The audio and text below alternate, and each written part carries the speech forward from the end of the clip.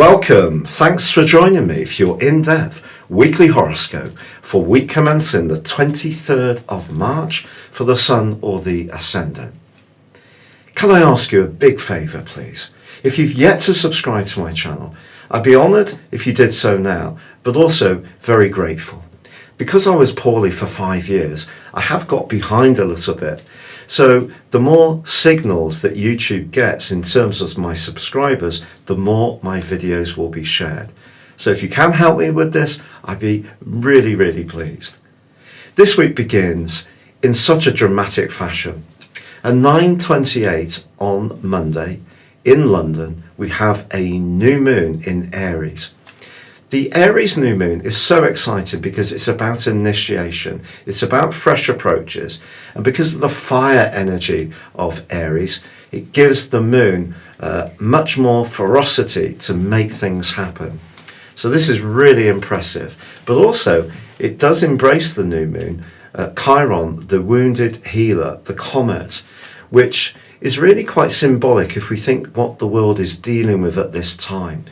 Because the energy of the new moon can invigorate the energy of Chiron to try to help us to find ways that we can fight back against the COVID-19 virus. Now that may mean that we all have to adapt and change our personal approaches, but there are going to be some collective things we may need to do as well.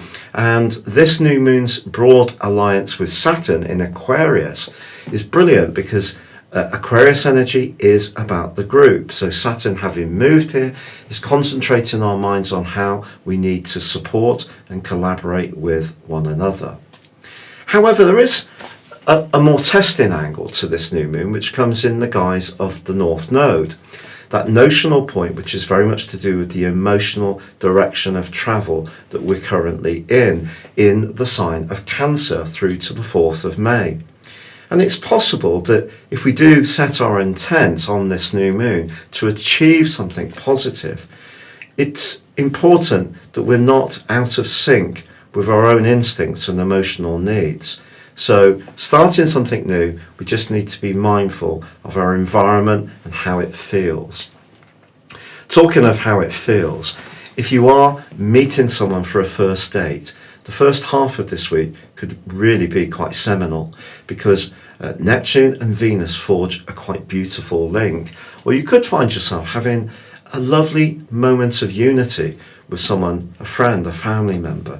It can be very, very beautiful. But then in the second half of this week, Venus forges an absolutely wonderful angle to Mars, Jupiter and Pluto. And this can transform all our approaches to relating in quite an interesting way.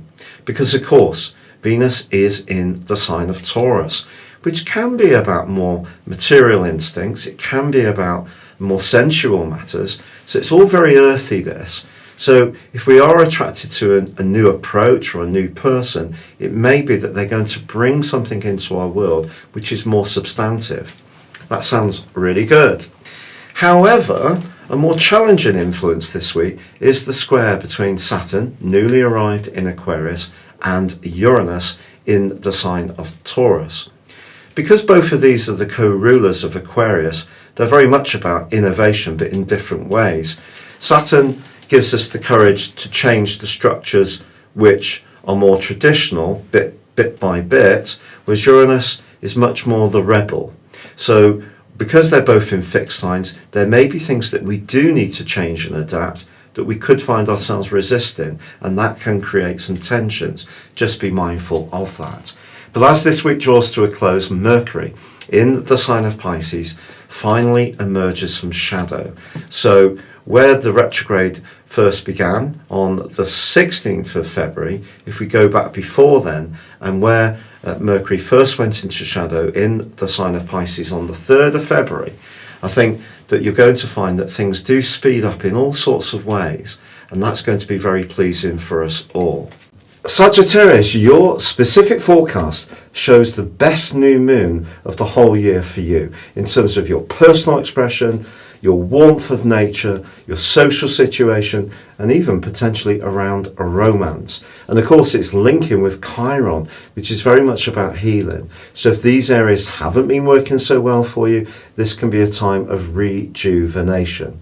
There's also a collective going on still in the sign of Capricorn, which is about your resources. You're probably hoping to make some improvements here. And now Saturn has moved out of this sector, you can. But Saturn does square up in rather a tense way to Uranus this week. So if there is something that's not quite working for you, it could create some tension. But Venus is there to actually be very helpful to you. Venus is in a practical area, but it just says to you that if you can remain patient, keep collaborating and cooperating with people, then there is a real opportunity to take a step forwards around your resources, which generally, I think, have been under quite a lot of pressure over the last couple of years. It's been a real pleasure being with you. Thank you so much for having watched your weekly video. As I said before, I'd be so grateful for those subs, likes or comments. And also, if you'd like to subscribe to my monthly astrology magazine and regular mail outs, please click the link below. You can also get your free daily horoscope in so doing, or you can order your 12-month personal horoscope based on your time, date and place of birth. And you get your character analysis with this in a deal where you get 30% off. Or you can choose to have a one-to-one with me personally. Thank you so much.